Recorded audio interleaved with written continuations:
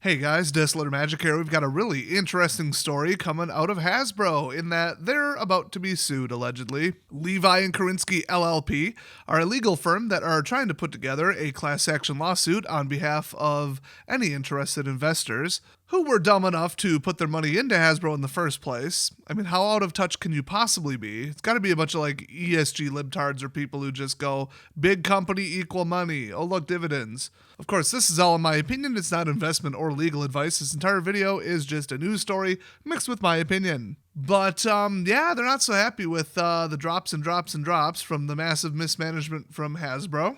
But what are they specifically suing about? Because you can't just say, hey, you're running your business like morons and now I'm mad, give me my money back. That's not a thing. So what they latched onto this time, and we have next to no details, which is why I reached out to the law firm and they haven't contacted me back for some reason. Which is odd because free publicity, like, come on. It's a class action. That's literally what you need. And I just wanted more details, but no, haven't gotten back to me. Well, your funeral, because this lawsuit's going nowhere. I hate to break it to you. In my opinion, it is the stupidest, most impossible to prove thing. So here's what they're latching onto. Here's what they're targeting them for. So defendants Hasbro made numerous materially false and misleading statements and omissions, which, okay, we're on the right track there because that sentence, that descriptor right there is exactly how I would describe every single quarterly financial report I've ever seen from Hasbro. Whether it crosses into illegality, I'm questionable on, but okay. But yeah, they made numerous materially false and misleading statements and omissions about the quality inventory that Hasbro held throughout the class period, which is, by the way, specifically February 7th, 2022 to October 25th, 2023. And they're calling it securities fraud, which is basically like, oh yeah, you lied about a thing on your financial report and it made us want to buy your stock, and now we're mad because we think that it was illegal what you stated.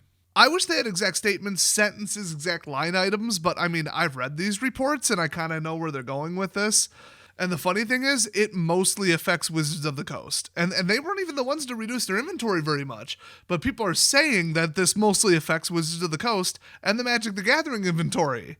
Which is shocking, because Hasbro's like getting rid of like plastic toys and stuff and going, digital and licensing and moving towards that direction, which is the only way they're going to keep their company afloat. And even then, they just fired 30% of everybody. I think that's the best way I would wrap up their current company health.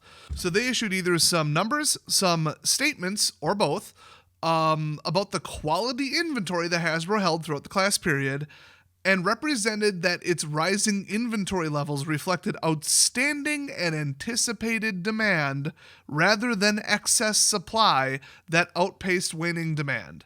So they had way too much inventory, but were being misleading about the fact that they knew they couldn't move it because demand was flat as hell.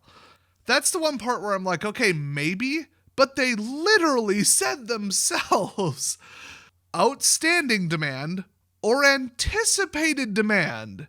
You could come out and publicly say, we anticipate aliens landing, so we're moving our company this direction into UFO production technology. And then it doesn't come true. Well, you stated that's what you anticipated.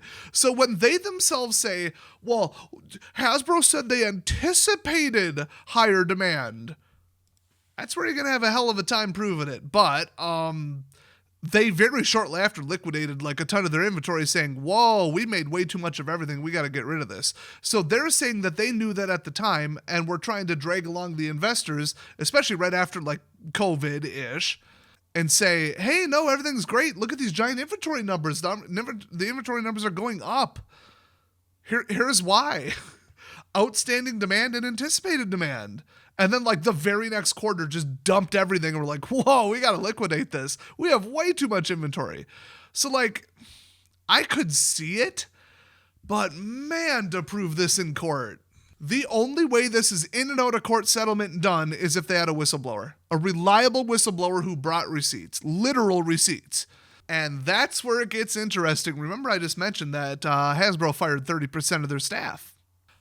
I wonder where they'd get an angry, bitter, I just lost my job because Hasbro's a bunch of dicks person. Where would they get that?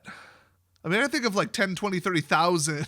I don't remember the number, but yeah, it wouldn't be that hard. I think for this to be going forward and for this to be already public and for them to only be accepting class members up until January 13th, 2025, I think they got something. Otherwise, and this is where it gets into legal stuff that I'm not familiar with, like, is this a shakedown? Like, why would you go after a company with no assets, with no money? Was this driven by just pissed off stockholders? It's just nothing. It's a bunch of Karens saying, well, let's try to get our money back. Oh, you'll do it for free, and then if you get it, you get like 30%. All right, you know. Here, have a $10,000 retainer. Go to work. I don't know this law firm's history. They're from New York, as if that means anything. There's 2 Karinskis and 1 Levi. So there's 50% more lawyers than you might have thought by reading the reading the sign. But I did a little digging. They've got 20-year history. So, I mean, they do security litigation. This isn't out of nowhere. This isn't some like no name whatever. They've been winning. It seems like the type of firm that wouldn't take this unless they got enough to win. So, boy, if they do, oh boy. I'm not sure if this would qualify as like trebling, where instead of just recovering what damages they did to you with their lies and their fraud, you say, well, so everybody just lie, and then if you get caught, you pay back what you would have owed them in the first place by being honest. Like, you just pay damages. So in order to be like punitive, you triple it. It's called trebling. It's usually in like personal civil courts, which this kind of is. It's class action, it's securities, but this isn't like a criminal trial yet. If they win, I think the SEC will be up their ass. But until then, I mean, I really want to know. Like, lawyers don't tilt their hands before the case, but I think they've got some insider information from ex-employees. That just has to be it. And that means this is going to get real interesting. So if you want to contact them because you were a Hasbro stakeholder and you really believed in that company, go f*** yourself and find the information yourself, you dumbass. I'm not going to help you. You're a f***ing moron. Put your money in an index fund. You're too stupid to buy stocks. So class action lawsuits tend to get dragged out. I don't think we're going to get much of an update on this unless they just settle up front, but they would never admit to this. Here's why. They will be dragged kicking and screaming into court for as long as possible with as many delays. Because one, everybody resists discovery, obviously, because you don't want to give away trade secrets and have just everybody's emails out there and all that. And two, the second that they are found liable and lose for misleading stockholders, guess what the other stockholders are going to do? Now, the last thing to say is that if this was some no-name law firm with like 1 year of experience just out of college and they want to make a big name in a splash, I would stop just short of accusing them of just trying to like scare tactics, media blitz. Oh my gosh, everybody talk about this. And people are like, what? They're being sued for securities fraud and for misleading investors. And then because of that news article itself, before the case is even real, their stock drops and then everybody buys the dip who's in on it and then it raises back up and they cancel the lawsuit. You know, the GTA 5 method.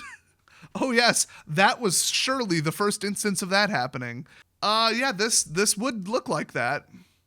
It doesn't because of who's involved, if their history is correct. But yeah, you know, I don't know much about them. If they want to come on and defend this and give me some more details, well, they should probably do that then, shouldn't they? Well, subscribe if you don't want to miss any updates on this one, and I'll see you guys next time.